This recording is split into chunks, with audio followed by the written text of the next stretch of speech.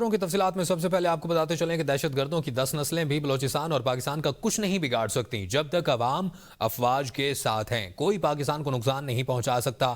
Army chief general Syed Asim Munir کا overseas Pakistani convention سے خطاب۔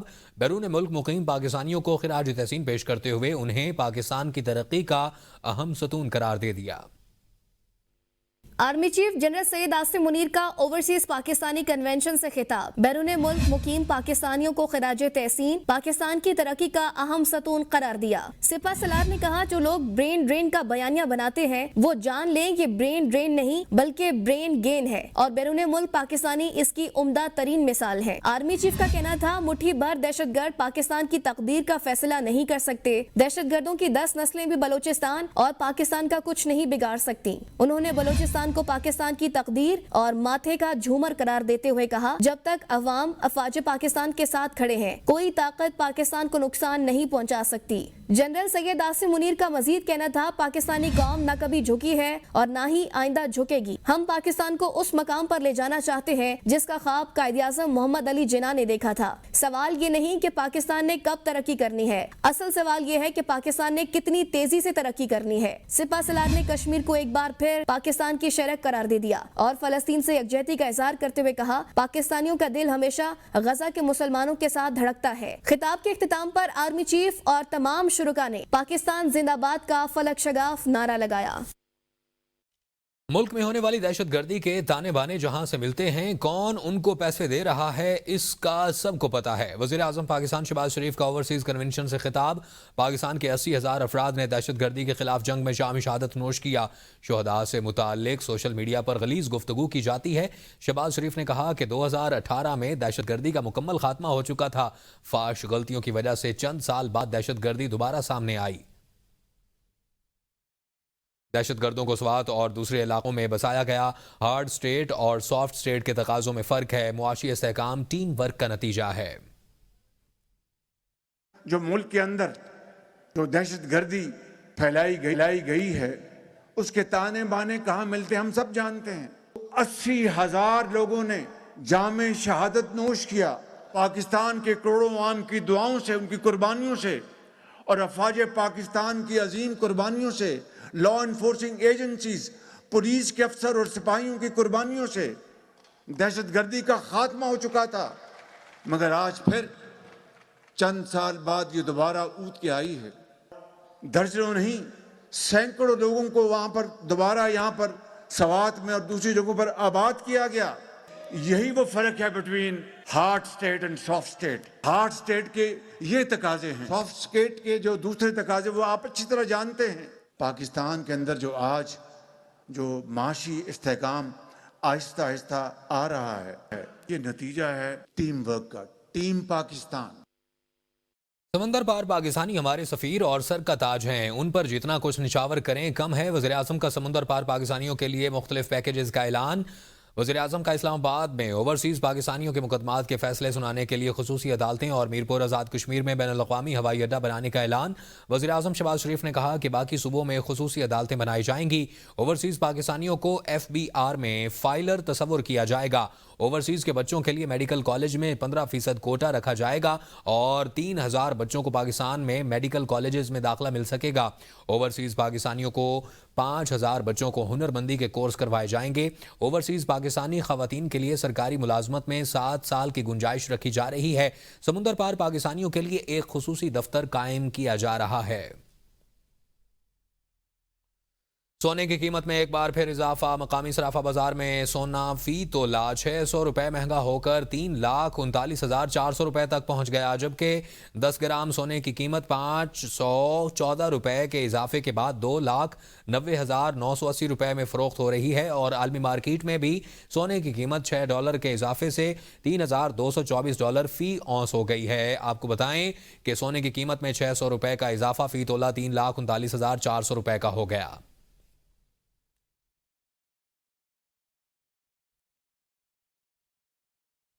اسلام آباد عالمی ریٹنگ ایجنسی فچ نے پاکستان کی ریٹنگ اپ گریڈ کر دی۔ پاکستان کی ریٹنگ CCC پازیٹیو سے B نیگیٹو کر دی گئی اور فچ نے پاکستان کی معاشی آؤٹ لک مستحکم قرار دے دی ہے۔ عالمی ریٹنگ ایجنسی کے مطابق ریٹنگ میں بہتری پاکستان کی معاشی صورتحال بہتر ہونے کا مظہر ہے۔ پاکستان سٹرکچرل اصلاحات پر عمل کر رہا ہے۔ پاکستان کی مالی خسارے میں کمی آئی ہے۔ آپ کو بتائیں کہ فچ نے پاکستان کے معاشی اشاریے مثبت قرار دے دیے ہیں۔ ریٹنگ میں بہتری پاکستان کی معاشی صورتحال بہتر ہونے کا مظہر ہے۔ وزیر خزانہ محمد اورنگزیب نے کہا کہ فچ نے 3 سال کے طویل عرصے کے بعد پاکستان کی ریٹنگ کو اپ گریڈ کیا ہے۔ ریٹنگ ایجنسی نے معاشی آؤٹ لک کو مستحکم قرار دیا۔ انہوں نے کہا کہ فچ ریٹنگز کے اقدامات سے حکومت کے معاشی ایجنڈے کو مزید تقویت ملے گی اور مزید سرمایہ کاری تجارت کو فروغ ملے گا۔ انہوں نے کہا کہ حکومت معاشی اصلاحات اور معاشی استحکام کا سفر جاری رکھے گی۔ آنے والے وقتوں میں ملک معیشت میں مزید بہتری اور استحکام دیکھنے میں آئے گا۔ back where we were 3 years back. اب اس سفر کو ہم نے آگے لے کر جانا ہے۔ آج ریٹنگ اپ گریڈ ہوئی ہے، بہت خوش آئند ہے۔ The only thing we are going to make different this time around کہ we are inshallah going to move towards sustainable inclusive growth تاکہ کوئی sense of complacency نہ ہو۔ ہم نے اس سفر کو جاری رکھنا ہے and we inshallah will get into a solid B. وزیر اعلیٰ پنجاب مریم نواز شریف کی جانب سے ECO وفد کے اعزاز میں شاندار عشائیہ کا اہتمام کیا گیا۔ سینئر وزیر مریم اورنگزیب اور وزیر زراعت عاشق حسین کرمانی نے وفد کا پرتپاک استقبال کیا۔ معزز مہمانوں کی لاہوری روایتی کھانوں سے بھرپور تواضع بھی کی گئی اور وفد نے میزبانی کو سراہا۔ قبل ازیں ECO ممالک کے سفیروں نے دہلی دروازہ، گلی سورجن سنگھ اور وزیر خان مسجد کا تاریخی دورہ بھی کیا، جہاں DG walled city authority Kamran Lashari کی جانب سے شاہی انداز میں مہمانوں کا استقبال کیا گیا۔ مہمان وفد شاہی فن تعمیر اور تاریخی ورثے سے بے حد متاثر ہوئے اور تاریخی شاہی حمام کا خصوصی دورہ بھی کیا۔ سفیروں نے ورثے کے تحفظ کی کاوش کو سراہا اور اس حوالے سے صوبائی وزیر مریم اورنگزیب نے کہا، عالمی وفود کی میزبانی پنجاب کی تہذیبی شناخت کا اظہار ہے اور ثقافت اور سیاحت کے فروغ سے پنجاب کو عالمی سطح پر روشناس کروا رہے ہیں۔ حکومت سندھ نے ناقص اور غیر محفوظ کمرشل گاڑیوں کی رجسٹریشن منسوخی اور گرین لائن اورنج لائن کی گاڑیوں کو بروئے کار لاتے ہوئے آئندہ ہفتے نیا روٹ شروع کرنے کا فیصلہ کر لیا۔ سندھ کے سینئر وزیر شرجیل ویمن کی محکمہ ٹرانسپورٹ کو خواتین کے لیے مخصوص پنک EV اسکوٹر اسکیم جلد شروع کرنے کی ہدایت۔ اجلاس میں کمرشل گاڑیوں کے معائنے کے نظام کو جدید خطوط پر استوار کرنے سے متعلق اہم فیصلے کیے گئے اور سپر ہائی وے پر کمرشل گاڑیوں کے معائنے کے لیے MVI سینٹرز قائم کرنے کا بھی فیصلہ کیا گیا۔ شرجیل میمن نے کہا، سندھ بھر میں کمرشل گاڑیوں کے معائنے کے لیے 10 MVI سینٹرز قائم کیے جا رہے ہیں۔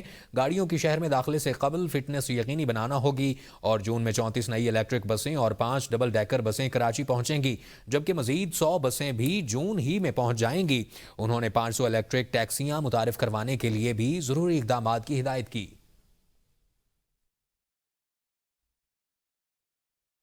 پاکستان مرکزی مسلم لیگ سندھ کا اہل غزہ سے اظہار یکجہتی۔ 20 اپریل کو شاہراہ قائدین پر احتجاجی مارچ کا اعلان کر دیا۔ صوبائی صدر فیصل ندیم کہتے ہیں کہ اہل غزہ پر اسرائیل کا ظلم و ستم مستقل بڑھ رہا ہے۔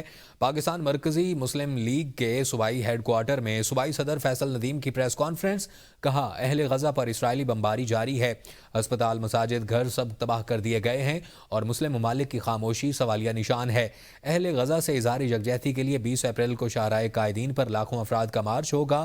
سندھ بھر میں ریلیاں منعقد کی جائیں گی۔ فیصل ندیم نے کہا، اقوام متحدہ 57 اسلامی ممالک OIC غزہ میں امن کے قیام کے لیے کردار ادا کریں۔ مسلم ممالک اور اقوام متحدہ کیوں خاموش ہیں؟ شہری بیدار ہیں۔ مسلم حکمرانوں کو جگانے کے لیے سندھ بھر میں غزہ مارچ کریں گے۔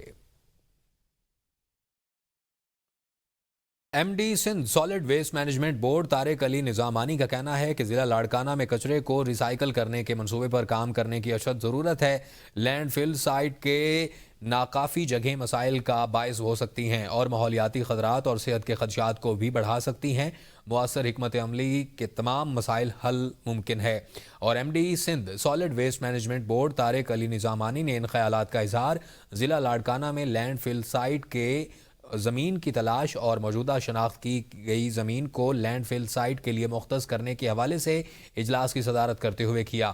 MD سندھ سالڈ ویسٹ نے کہا کہ ضلع لاڑکانہ میں لینڈ فل سائٹ اور GTS کے لیے 20 ایکڑ شناخت کی گئی زمین ناکافی ہے. انہوں نے کہا کہ اسٹیئرنگ کمیٹی کی ہدایت پر ان علاقوں کی صفائی ستھرائی کا کام Sindh solid waste management board کی ذمہ داری میں شامل ہے. توسیع کیے گئے علاقوں میں کچرے کو ٹھکانے لگانے کے لیے GTS اور لینڈ فل سائٹ کے لیے مزید زمین درکار ہوگی. جاپان کے شہر اوساکا ورلڈ ایکسپو 2025 کا افتتاح ہو گیا. نمائش میں پاکستان سمیت 158 ممالک شریک ہیں.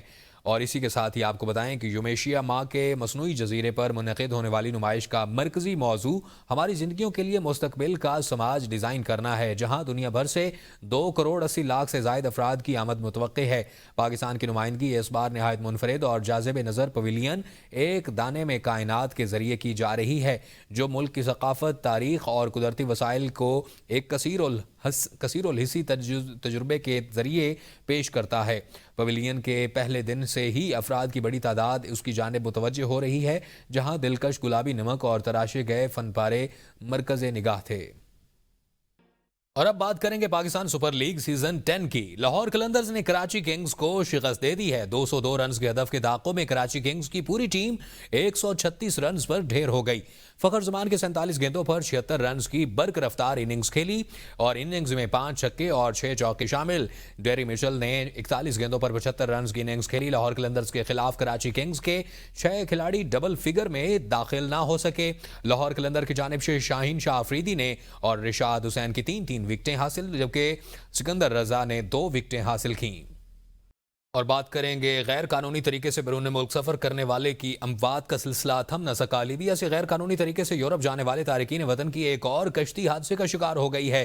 کشتی پر 39 تارکین سوار تھے. ریسکیو آپریشن میں ابھی تک 11 افراد کی ڈیڈ باڈیز کو تلاش کیا گیا ہے، جن میں 4 ڈیڈ باڈیز پاکستانیوں کی ہیں. جاں بحق ہونے والے پاکستانیوں میں 3 کا تعلق منڈی بہاؤدین اور 1 کا تعلق گجرانوالہ سے ہے. اسی حوالے سے مزید تفصیلات جانتے ہیں یونان سے نمائندہ ABN نیوز ظفر ساہی سے. جی بتائیے گا اس حوالے سے کیا تفصیلات ہیں؟ لیبیا کے ساحلی شہر سیرت کے قریب تارکین وطن کی ایک اور کشتی جو ہے ڈوب گئی ہے، اور اس کشتی پہ 39 تارکین وطن جو سوار تھے، جن کا تعلق مختلف ممالک سے بتایا جا رہا ہے. آپریشن میں 11 جو تارکین وطن ہیں ان کی ڈیڈ باڈیز جو ان کو تلاش کیا گیا، جن میں 4 پاکستانی جو ہیں ان کی 3 جو پاکستانی ان کا تعلق ضلع منڈی بہاولدین کے مختلف دیہات سے ہے، 1 کا تعلق گجرانوالہ سے بتایا جا رہا ہے. ابھی بھی ریسکیو آپریشن جاری ہے اور خدشہ ہے کہ اس کشتی میں مزید پاکستانی جو ہے وہ سوار تھے، اور ان کے حوالے میں جو تازہ ترین اپڈیٹس ہیں ان کے حوالے سے آنے والے وقت میں جو ہے وہ آپ کو آگاہ کیا جائے. لیبیا سے غیر قانونی طریقے سے یورپ جانے والے تارکین وطن کی ایک اور کشتی حادثے کا شکار ہو گئی ہے. کشتی پر 39 تارکین سوار تھے. 4 ڈیڈ باڈیز پاکستانیوں کی ہیں. ایک اور کشتی حادثہ. بیرون ملک جانے کے خواہش مند 4 پاکستانی چل بسے. نوجوانوں کی موت کی خبر. اہل خانہ پر بجلی بند کر گری. جاں بحق ہونے والوں میں گجرانوالہ کے اور منڈی بہاؤدین کے شہری شامل ہیں. لیبیا گئے ہیں تو لیبیا والوں نے ان پر بڑا تشدد کیا ہے، بڑا ظلم کیا ہے ان پر. گجرانوالہ کے 3 بچوں کے باپ 30 سالہ سفیان 5 ماہ قبل یورپ کے لیے نکلا. گھر والوں کے مطابق ایجنٹ نے یقین دہانی کروائی تھی کہ قانونی طریقے سے اٹلی بھیجا جائے گا. سفیان کے جسم پر تشدد کے واضح نشانات ہیں. 5 مہینے ہو گئے نو 5 ماہ. فون ہمیں آیا جمعرات کے دن، بعد میں فون نہیں آیا. ہمیں ڈاؤٹ پڑ گیا بھی کچھ ہو نہ گیا بچے کو، لیکن وہ رات ہمیں ویڈیو مل گئی. ہمارے والد صاحب کی ڈیڈ باڈی یہاں بھیج دے اور ہم خود ان کو اپنے ہاتھوں سے دفنا دیں. بدقسمت کشتی میں سوار منڈی بہاؤدین محلہ شفقت آباد کے محمد آصف کے اہل خانہ غم سے نڈھال ہیں. اہل خانہ کے مطابق آصف 3 سال قبل لیبیا گیا. کشتی حادثے کی خبر میڈیا سے ملی. متوفی آصف 2 بچوں کا باپ تھا. انہوں نے تیاری کیا، سان بیگ بھی بخایا نہیں کہ میں واپس پاکستان آ رہے ہوں. پوری تیاری سی انہوں نے پاکستان آن دی، لیکن کوئی سمجھ نہیں آئی کہ کی مسئلہ انہوں نے بنیا کی نہیں بنیا. اسی ٹی وی تو دیکھے سان آڑ بڑیاں دسے آوے کہ بھی پڑے میاں دے نال مطلب کیا مسئلہ بنیا اتنے لیبیا وچ. اہل خانہ نے حکومت پاکستان سے مطالبہ کیا کہ آصف کی میت کو جلد وطن واپس لانے کے لیے فوری اقدامات کیے جائیں. اسپیکر قومی اسمبلی ایاز زادہ کی جانب سے امریکی کانگریس کے وفد کے اعزاز میں دیے گئے عشائیہ میں PTI کے وفد کو شرکت کی دعوت کا معاملہ اسپیکر آفس کے ترجمان کے مطابق PTI کے چیئرمین بیریسٹر گوہر اور عامر ڈوگر کو مدعو کیا گیا، لیکن وہ نہیں آئے، جبکہ بیریسٹر گوہر کی جانب سے دعوت ملنے سے انکار کیا گیا ہے. اس حوالے سے دیکھتے ہیں تفصیلات اس رپورٹ میں. अमरीकी कांग्रेस वफ्द के इशारे पर पीटीआई को दावत न देने का तनाज़ा। स्पीकर कौमी असम्बली के बयान पर बैरिस्टर गौहर की तरदीद। स्पीकर कौमी असम्बली अयाज सादी का कहना था कि अमरीकी कांग्रेस के किसी रुकन ने इमरान खान का जिक्र नहीं किया। तीनों अरकान ने कहा कि वो पाकिस्तान की दाखिली सियासत में मुदाखलत नहीं करते। मुलाकात के लिए चेयरमैन पीटीआई और चीफ व्हिप को बुलाया गया था। सबूत मौजूद है। बानी चेयरमैन का उन्होंने जिक्र भी नहीं किया।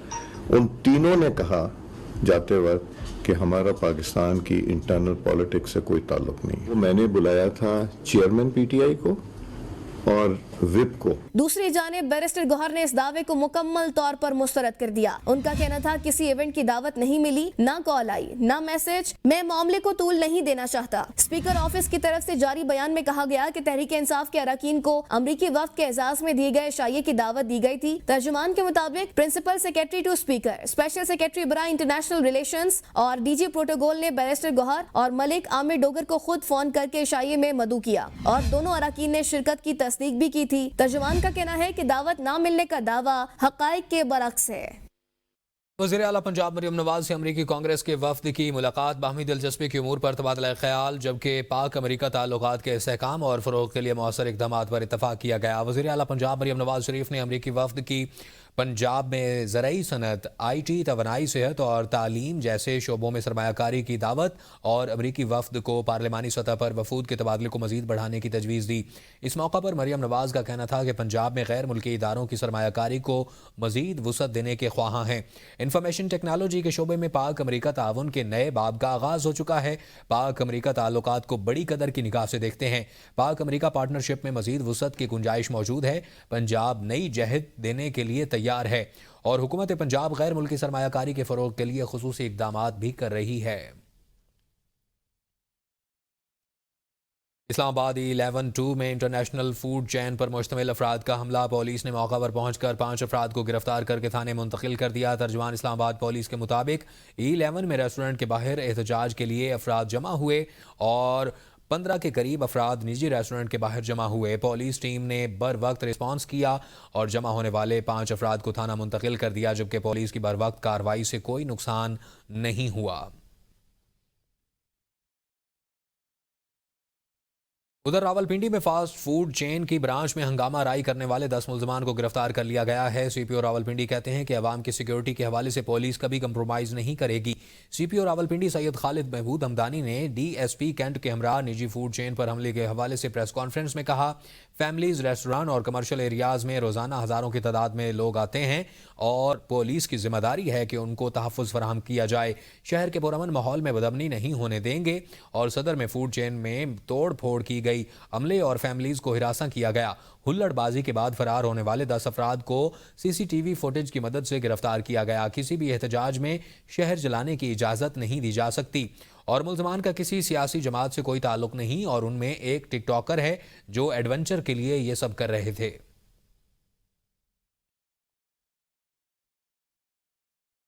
सुप्रीम कोर्ट में फौजी अदालतों में सिविलियंस के ट्रायल के खिलाफ इंट्रा कोर्ट अपीलों पर समाअत के दौरान जस्टिस जमाल मंदोखेल ने रिमार्क्स दिए हैं कि FIR के बगैर ना गिरफ्तारी हो सकती है, ना ही मैजिस्ट्रेट के ऑर्डर के बगैर किसी को हिरासत में रखा जा सकता है। तफसीलात इस रिपोर्ट में। सुप्रीम कोर्ट में फौजी अदालतों में सिविलियंस के ट्रायल के खिलाफ इंट्रा कोर्ट अपीलों पर समाअत हुई। जस्टिस अमीनुद्दीन खान की सरबराही में 7 रुकनी आईनी बेंच ने समाअत की। समाअत के आगाज पर जस्टिस मोहम्मद अली मजहर ने रिमार्क्स दिए कि एक्ट में भी कुछ बुनियादी हुकूक दिए गए हैं। रेंजर और FC एहलकार नौकरी से निकाले जाने के खिलाफ सर्विस ट्रिब्यूनल से रुजू करते हैं। जस्टिस जमाल खान मंदोखेल ने सवाल उठाया कि क्या पुलिस में IG अपील सुनता है या SP केस चलाता है। FIR के बगैर न गिरफ्तारी हो सकती है, न ही मजिस्ट्रेट के ऑर्डर के बगैर किसी को हिरासत में रखा जा सकता है। जस्टिस मोहम्मद अली मजहर ने कहा कि 9 मई वाकयात के मुल्ज़िमान पर ऑफिशियल सीक्रेट एक्ट के तहत मुकदमा दर्ज हुए। फौज ने बराह रास्त कोई FIR दर्ज नहीं कराई। इस्ताद दहशतगर्दी की अदालतों के जरिए सिविलियंस की हवालगी फौज को दी गई। हिरासत में देना दुरुस्त था या नहीं, ये अलग बहस है। जस्टिस जमाल खान मंदोखेल ने कहा, इस केस के मुस्तकबिल के लिए बहुत गहरे असरात होंगे। FB अली केस पर आज भी इतनी दहाइयों बाद बहस हो रही है। सुप्रीम कोर्ट ने केस पर समाअत कल तक मुलतवी कर दी। न्यूज़ स्टूडियो से फिलवक्त के लिए इतना ही। बाखबर रहने के लिए देखते रहिए ABN न्यूज़, क्योंकि ABN है कौम की सोच।